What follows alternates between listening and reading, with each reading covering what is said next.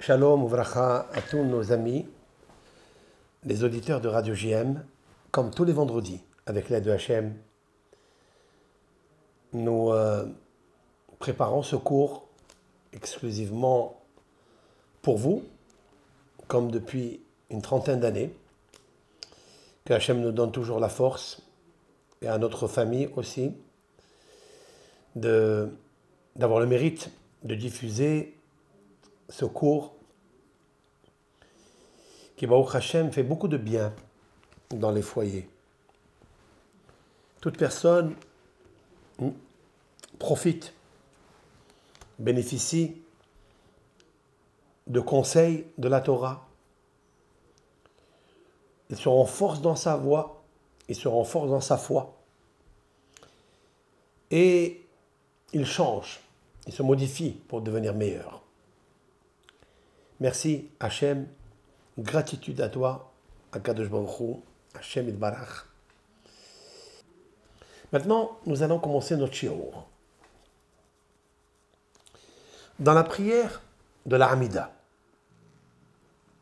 tous les jours, 3 fois par jour, le matin, l'après-midi et le soir, nous pratiquons 19 bénédictions. Parmi elles, Refaenu Hachem Vénérafé, Éternel, guéris-nous et qu'on guérisse. Hoshi'enu, sauve-nous, Vénivachéa, et qu'on soit sauvé. Kitehillatenu Ata, car tu es notre éloge, car tu es notre espoir, plus exactement. L'espoir ici, c'est Tehillah. Tehillah, c'est en fait la louange, mais la louange, c'est l'espoir. Car celui qui loue sans espoir, eh bien, sa prière ne fonctionne pas convenablement.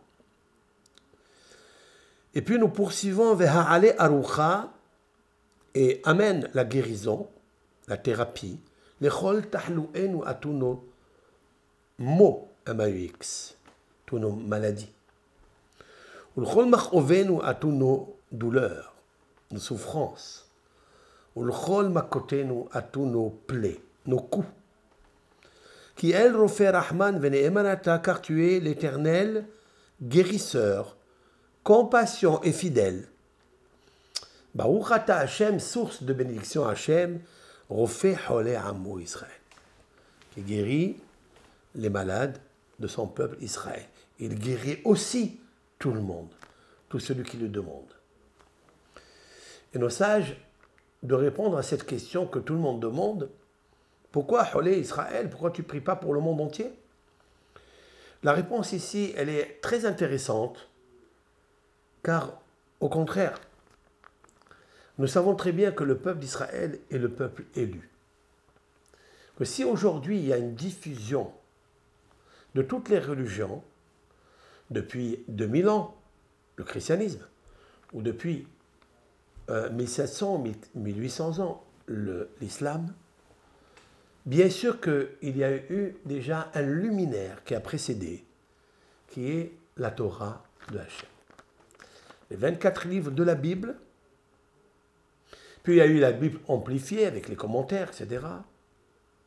Le Coran, où il y a des paroles très intéressantes, mais elles sont toutes, et nous sommes tous d'accord, que les écrivains de cela, ils ont copié du grand divin et celui qui a possédé la divinité, Moshe Rabbeinu alav shalom, qu'on appelle tous Moïse.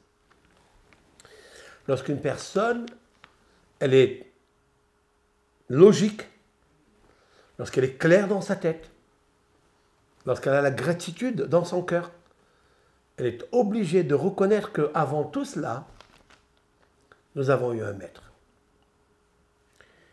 Lorsque l'élève est prêt, le maître arrive.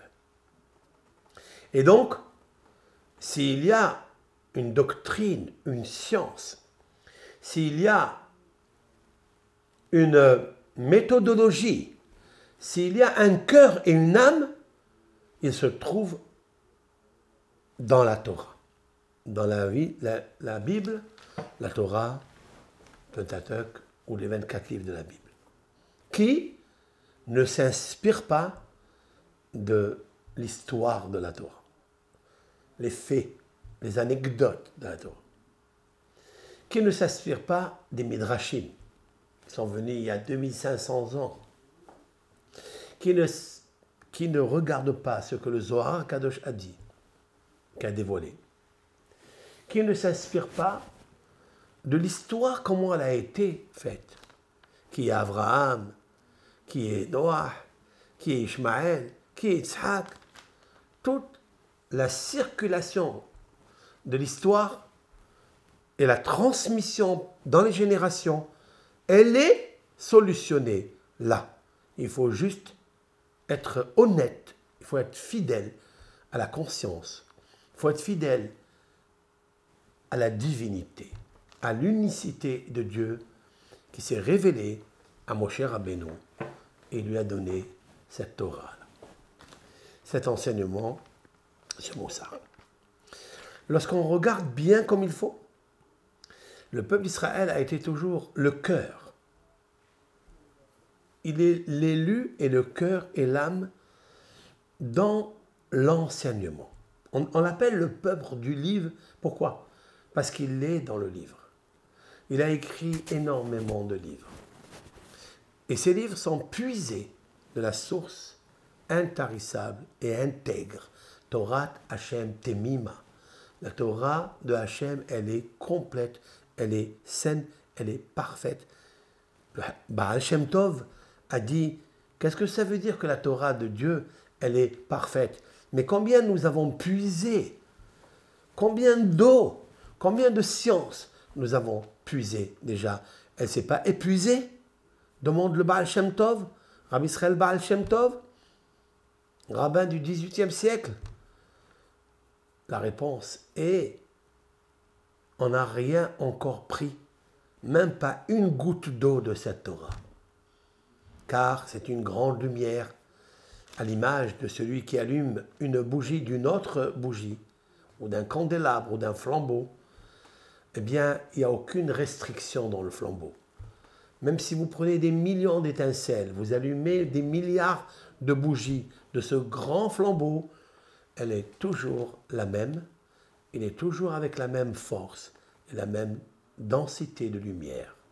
La Torah, vous pouvez prendre, épuiser et encore, elle ne s'épuise jamais. Au contraire, lorsque vous remuez dans la source de la Torah, elle fait jaillir une eau que tu n'as pas encore goûtée.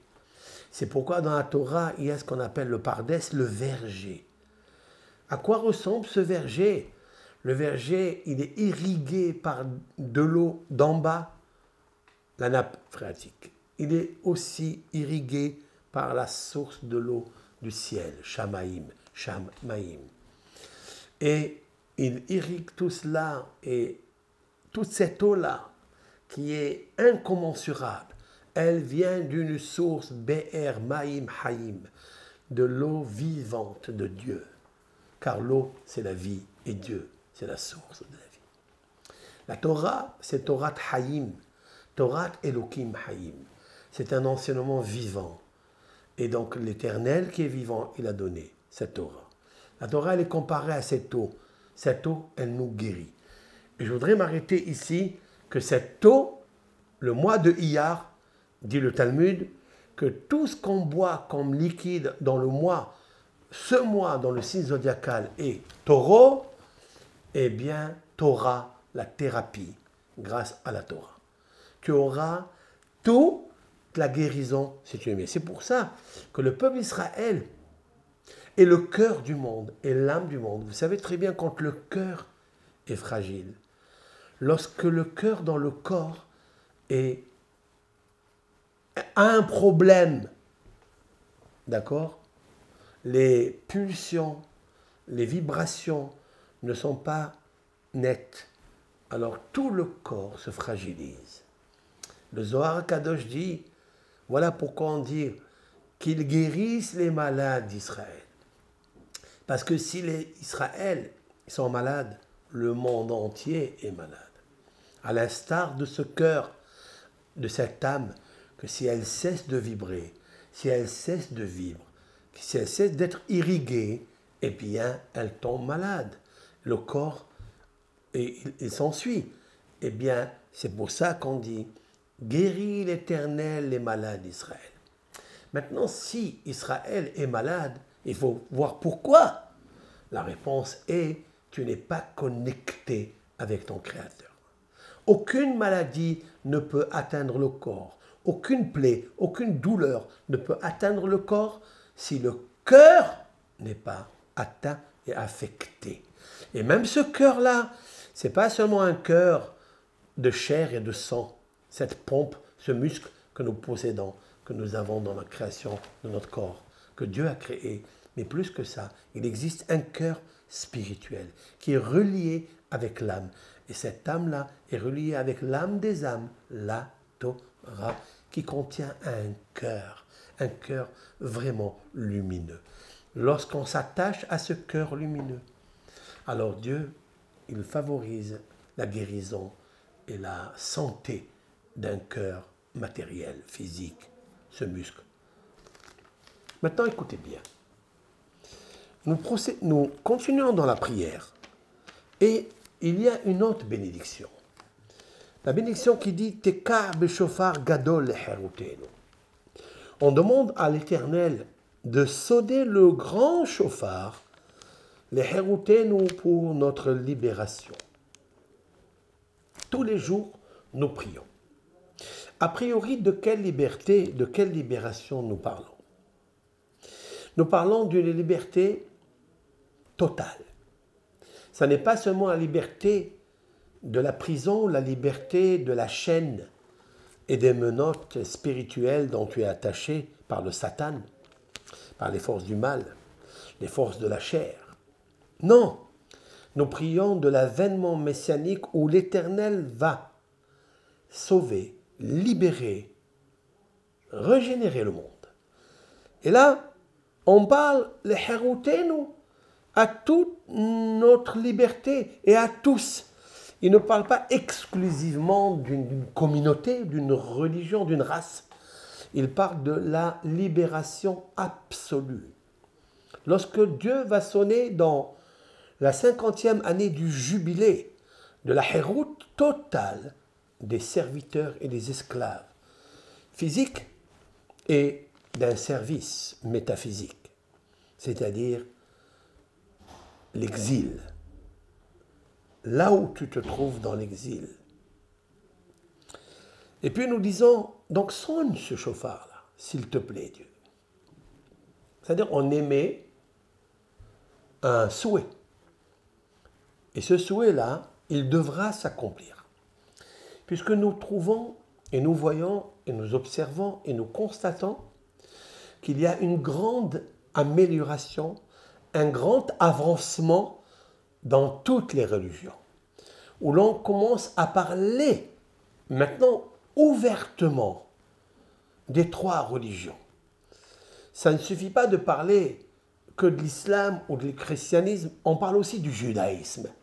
C'est déjà une ouverture, une libération de la parole, de l'expression. On n'a plus peur de diffuser des vidéos, et parmi les savants de l'islam ou les savants du christianisme et les savants du judaïsme, de parler d'un Dieu unique, l'âme des âmes, la totale des possibilités, Dieu. Aujourd'hui, nous ne faisons pas des restrictions et nous ne montrons pas que nous sommes seulement ceux qui ont raison ou ceux qui ont diffusé ceci, cela. Non. Nous arrivons aussi à parler de Moshe Rabbeinu. Et qui ne parle pas de David, le roi David? Qui ne parle pas du roi Shlomo? Alors qu'à l'époque, on ne parlait pas énormément de ça. Autrement dit qu'il y a eu, on dirait, par grâce à nos émissions de prière à Dieu, il y a eu une certaine tranquillité d'esprit, ce qu'on appelle l'intelligence tranquille, avec une fortification de la foi. Et donc, cette foi, elle est en train d'irriguer le monde et de nous libérer et de nous donner une nouvelle naissance, car il nous faut renaître. Dieu est la création. Ce n'est pas seulement qu'il crée la création, mais Dieu est la création. Autrement dit que nous créons à tout instant. Et nous sommes dans cette création. Parmi la création que nous possédons aujourd'hui, c'est la libération. Nous avons créé une certaine liberté de l'expression, et ça c'est très intéressant. Donc, nous voyons à l'horizon arriver une grande liberté mondiale, l'avènement messianique. Après, bien sûr, chacun a le libre arbitre, le libre choix de penser qui sera le Messie, qui sera l'homme libérateur. Et chacun émet et met l'accès dans son émission, dans sa requête, que ça soit l'un, que ça soit l'autre, que ça soit l'un, chacun se doit d'avoir confiance dans ce qu'il a confiance. Maintenant, bien sûr, cela, l'Éternel montrera qui est le plus proche de lui, qui est le cœur. Pourquoi, et pour ma part maintenant, je m'adresse au monde entier, je m'adresse à tous ceux qui m'écoutent. De ma part, c'est mon opinion. Vous n'êtes pas censé ou obligé d'être d'accord avec moi. Mais j'ai besoin de dire ce que je pense. Donc, je pense ce que je suis. Et je suis ce que je pense. Car les pensées, c'est ce qui me fabrique. C'est ce que je suis. De la même façon qu'on dit, ce que tu manges, c'est ce que tu es. Moi, je pense. Ce que je pense, c'est ce que tu es. Alors, voilà ce que mon maître, notre maître, Moshe Rabbeinu, nous a appris dans le judaïsme. C'est qu'en fait, dans l'histoire de la Torah, puisque je reviens à là, c'est la source de mes renseignements. C'est là où il y a les traçabilités, les références. Pourquoi aller chercher une autre eau qui est juste... Elle vient d'arriver. Il y a 1500, 1600, 1800, il y a 2000. Alors qu'il y a 2000 ans, il y avait plus de, on va dire, 10 000 rabbins de l'époque, qui étaient des savants, qui étaient des ingénieurs de la science, et qui nous ont tracé, transmis toute l'éducation depuis que le monde est monde, tirée par la Torah. Depuis le premier jour de la création, 5779 pour nous, que le monde est monde, c'est-à-dire le monde que nous connaissons. Mais nous savons qu'il y a des mondes que nous ne connaîtrons jamais et qui étaient là, des mondes invisibles, où il n'y avait pas l'homme, il n'y avait pas la matière, élément, aliment, il n'y avait que de la spiritualité, il n'y avait que de l'eau, la transparence, la blancheur, l'innocence. Puis Dieu il a créé ce monde. Et là, depuis l'histoire de Adam, avec toutes les références et les générations qui ont suivi l'une derrière l'autre, nous savons très bien que le peuple d'Israël, le peuple hébreu, a subi l'esclavage. Le seul qui a subi l'esclavage en Égypte. Et la Torah nous donne le nombre, l'année, qu'est-ce qu'ils ont fait là-bas. Où vous avez trouvé, où nous pouvons trouver un livre aussi précis, aussi méticuleux, aussi doux, aussi clair que celui-ci. Et il nous raconte quoi? Il nous raconte, oui, dans l'Exode. D'ailleurs, il s'appelle l'Exode du peuple hébreu qui est descendu de la maison de Jacob, 70 âmes, et puis il est rentré dans le creuset égyptien pendant 210 ans. Et puis il est sorti de là. Il est devenu un peuple uni. Ce peuple uni est devenu le peuple d'Israël parce qu'il est relié avec la maison de Yaakov, qui s'appelle Jacob, c'est le fils d'Isaac, le fils d'Abraham. La maison de Jacob, c'est la maison d'Israël, puisque l'ange lui a donné ce nom par Dieu. Puisqu'il a combattu, il a convaincu l'ange, et il a eu donc ce nom-là. Israël, c'est Israël. Point à la ligne. Maintenant, qui a libéré ce peuple? Et comment il a libéré? Nous connaissons l'historique du mois dans le signe zodiacal et bélier, Thalé. Très intéressant que le Thalé, c'est celui qui est le premier dans les signes zodiacaux. Le Thalé était l'adoration des Égyptiens. Et le même Thalé, qui est le bélier, nous avons pris l'agneau, qui est le plus petit c'est-à-dire comme si c'était le fils chéri du bélier, et nous l'avons égorgé pour Dieu. Et il s'appelle Pessah, il s'appelle l'agneau pascal. Et personne n'a dit un mot. Et qui ne dit mot consent. Ils ont compris qu'il y avait un maître du monde et qu'on ne peut pas faire ce que l'on veut dans son monde. Par contre, Dieu, tu ne peux pas lui dire quoi faire. Comme disent nos sages, En miyomar lo mata'ase ou matifal. C'est un verset, il n'y a aucune force au monde, aucun pouvoir au monde qui peut dire à Dieu, qu'est-ce que tu fais? Comment tu agis? C'est quoi ce comportement? Où tu étais? Il est ce qu'il est et il fait ce qu'il doit faire. Ce qu'il pense être bon pour le monde. C'est lui le créateur. C'est lui la totale des possibilités. Donc, je me joins à lui et je deviens son serviteur, pas esclave d'un autre être humain, comme lui, qui est esclave de son mauvais penchant.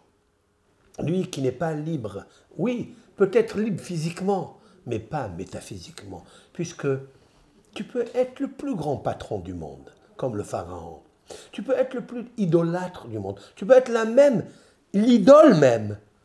Mais tu as tes mauvais instincts, tes mauvaises pulsions, dont tu ne peux pas te débarrasser. De ton orgueil, de ta jalousie, de ta convoitise, de toutes les carences qui nous accompagnent tout au long à l'intérieur de nous-mêmes. On ne peut pas se débarrasser.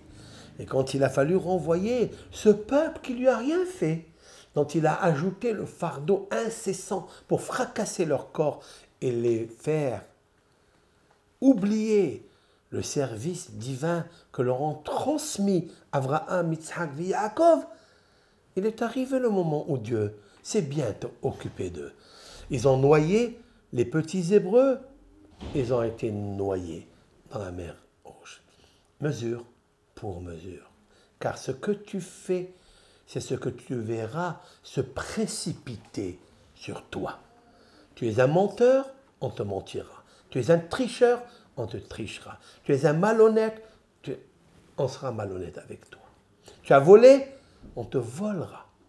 Tu es un avare, tu perdras ton argent.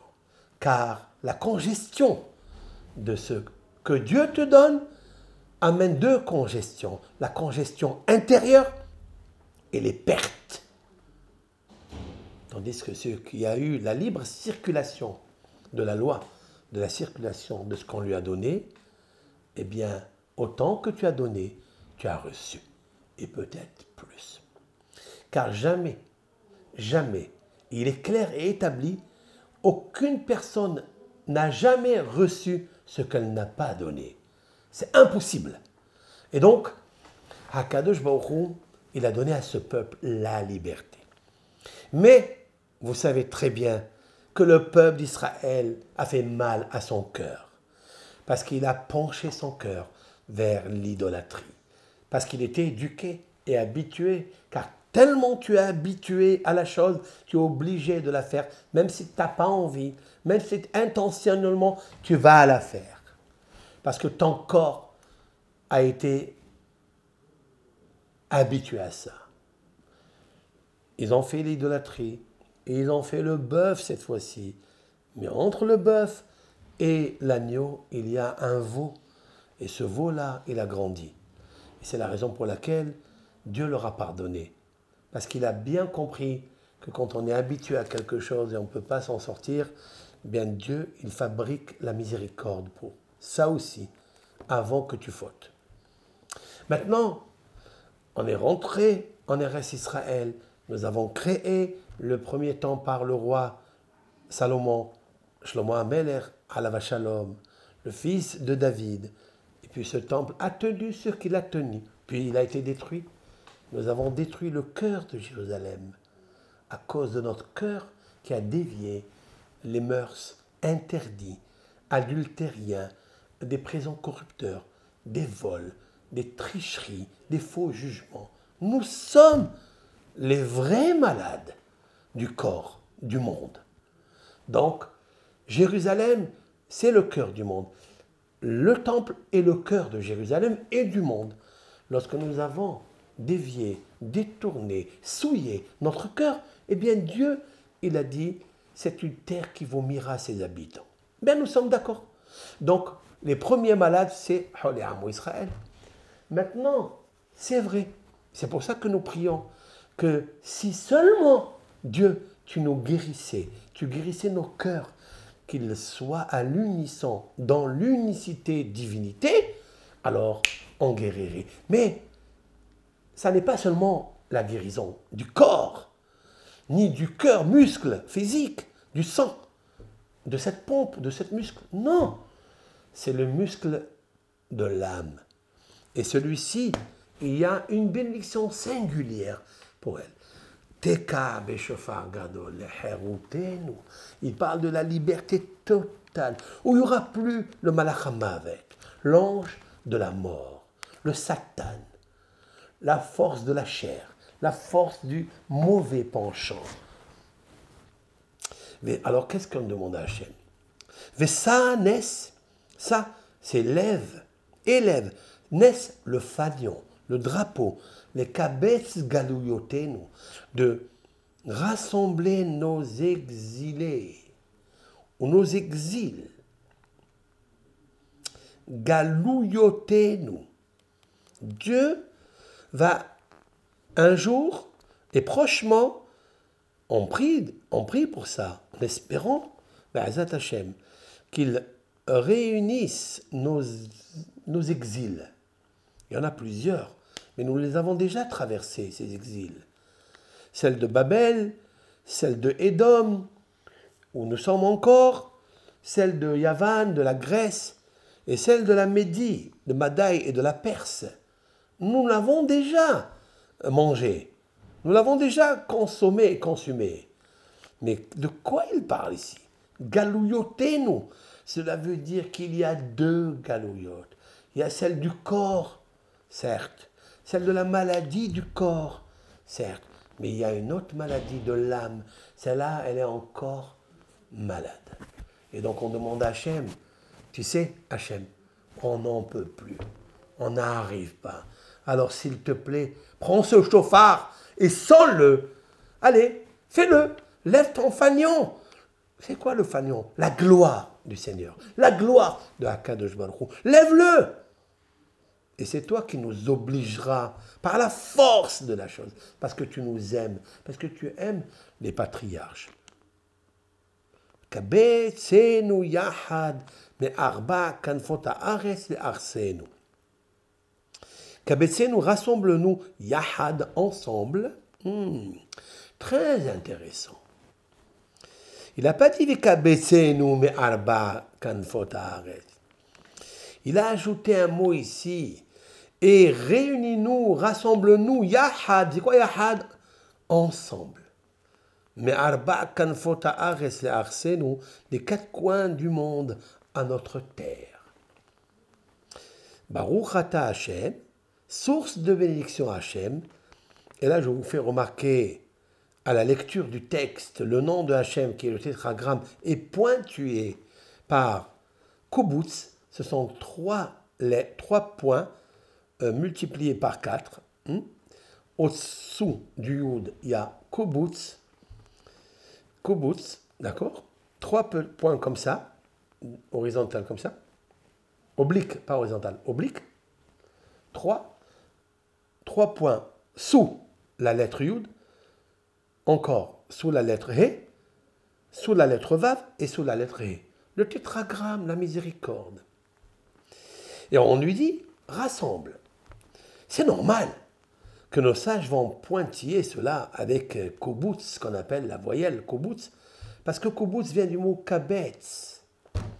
Il existe un nom particulier qui est le kibbutz, c'est-à-dire le rassemblement, et il existe un nom divin pour faire actionner et agir avec intention par la sonnerie du chauffard, le kibbutz. 3 fois 4, 12.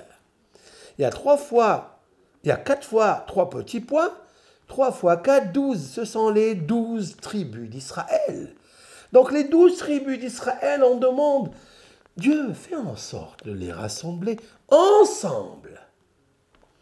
Et la terminaison, la clôture de cette bénédiction, Baruch Ata Hashem, source de bénédiction Hashem. Donc ponctué comme je vous l'ai dit, mais Kabetz Nidhe Amo Israël. Mais Kabetz, c'est-à-dire celui qui rassemble Dieu, Nidhe, les repousser, c'est plus les exilés, c'est le repousser Amo Israël du peuple Israël. Encore une fois, et cette prière, elle est exclusivement réservée pour les repousser de son peuple Israël. Parce que s'ils existent encore, alors c'est pour ça que le monde est rejeté. Et c'est pour ça que Dieu rejette le monde par rapport à l'avènement messianique. Il y a un mot qui m'a beaucoup touché ici, c'est le mot Yahad, ensemble. Le Midrash nous dit quelque chose de magnifique, qui se voit manifester dans ma vie, c'est que le Midrash nous dit Imra'ita, je cite, si tu vois, chez Bnei Israël asu aguda ahad, yahad, si tu vois que le peuple d'Israël, il fait une seule entité, un seul groupe, ensemble, tetzapé lo. Alors espère au Mashiach. Et là, c'est marqué dans le texte ici. Donc le Midrash, il n'a que 2000 ans, 1800 ans. Mais la prière qui est fixée ici, elle est fixée de 120 génies de la Torah. Les gens les plus purs. Mordechai Yehudi, Malachi, avec tout Haggai, tous ces grands prophètes dont leur prophétie est écrite dans les livres de la Torah, 24 livres de la Bible.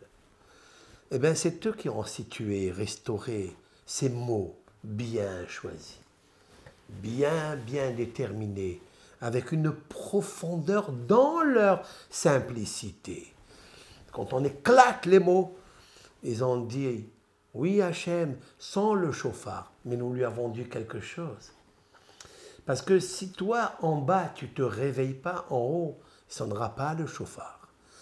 Alors, on a dit, Vikabetsenu Yahad, rassemble-nous, ensemble, Yahad.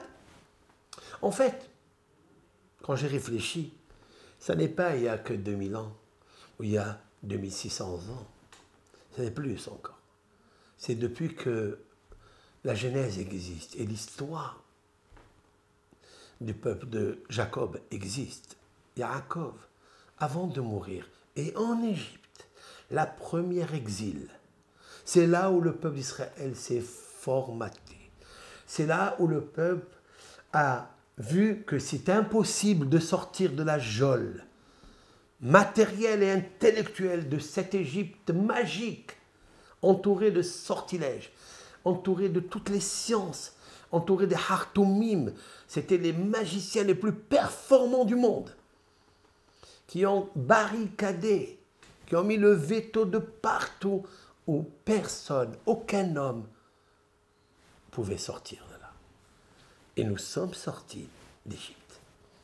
Pourquoi? Parce que Yaakov Avinu, Jacob, il a dit à ses enfants avant de mourir, lorsque Yosef était devant lui, et tous les Shevatim étaient devant lui, il leur a dit quelque chose. Et asfu ve'agida lachem ma'ikre be'aharit hayamim. Et asfu, réunissez-vous, et je vous dirai qu'est-ce qu'il arrivera et quand est-ce qu'il arrivera le Messie. Il leur a donné une condition pour que le Messie arrive. Yahad, c'est d'être ensemble. La chose la plus difficile que nous ne sommes pas encore arrivés. Pour ça encore, on est malade. Lorsque le peuple d'Israël a reçu donc les 12 Shevatim et Kabesenu, le nom de Dieu, Hashem, Baruchata, Hashem, Hashem, Kubutz, 3 points multipliés par 4 lettres, ça fait 4 fois 3, 12. C'était les 12 Shevatim autour de Yosef. Voilà pourquoi Dieu dit à ses enfants, ceux qui ont maltraité Yosef, ceux qui l'ont mal compris, il leur a dit hey, asfou. Il y a le mot asaf, il y a le mot réunion, il y a le mot rassemblement, parce que Yosef s'appelle Asaf. Parce que Yosef a su réunir, le fils de Rachel, a su réunir le monde entier en Égypte pour recevoir le pain, pour acheter des épis de blé, pour se nourrir pendant les 7 années de famine. Alors il leur dit, pourquoi il nous est arrivé cela? Parce qu'il faut un Messie. Eh bien, de l'époque, le Messie, c'était Yosef, en Égypte. Le témoignage que Yosef était le fils de Rachel, le fils de Jacob, le fils de Israël. C'est Yosef que le pharaon, de sa propre bouche, a réclamé devant tous les ministres. Avez-vous vu un homme qui a un esprit divin? Asher ruach Elokim bo, en avon vechacham kamor. Il n'y a pas d'homme intelligent et sage comme toi. Tu as l'esprit de Dieu. Ce n'est pas un Hébreu qui a témoigné cela. C'est le pharaon lui-même, celui qui se prenait pour une idole, celui qui a dit c'est moi qui me suis fabriqué, qui me suis créé, et c'est moi qui ai créé le Nil.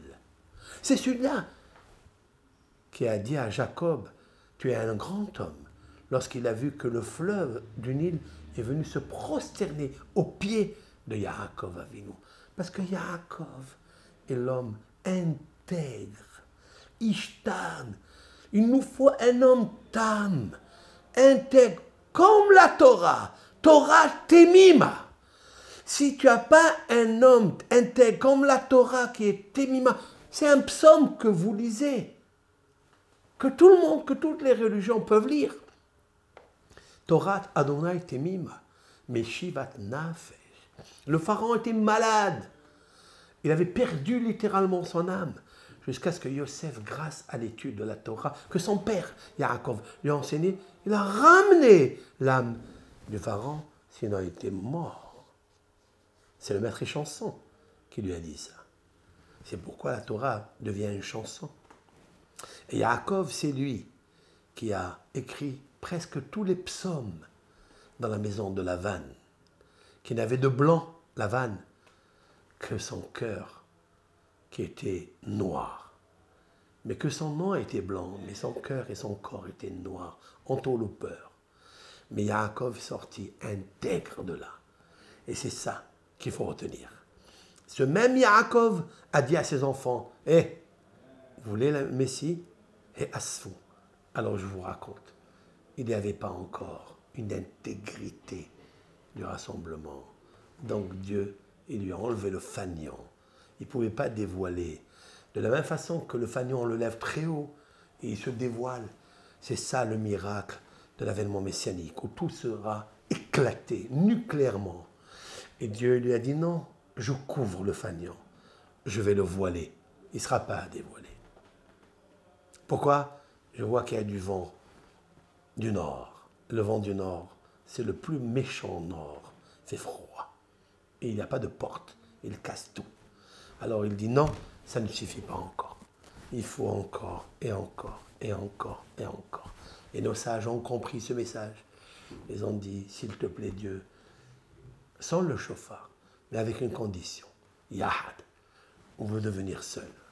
À Matan Torah, le peuple d'Israël dans le signe zodiacal du Gémeaux, le mois de Sivan, troisième mois après Nissan, Iyar, Sivan, le signe zodiacal d'un effigie qui est deux êtres qui se ressemblent, Yahad, ensemble, je vous donne la Torah. Cette Torah-là, elle ne peut nous sauver parce que c'est elle qui nous sauvera si on l'étudie ensemble et on la prospère ensemble. Alors elle viendra nous sauver, nous régénérer, nous donner la gloire de la vie et la résurrection elle-même.